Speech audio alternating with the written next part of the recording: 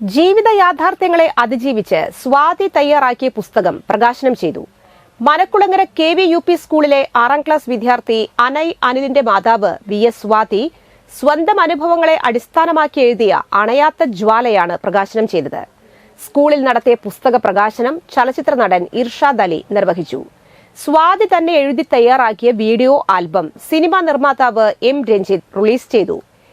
AK Sangeeth ആദ്യ പ്രതി ഏറ്റുവാങ്ങി. കൊടകര പഞ്ചായത്ത് പ്രസിഡന്റ് അമ്പിളി സോമൻ ചടങ്ങിന്റെ ഉദ്ഘാടനം നിർവഹിച്ചു.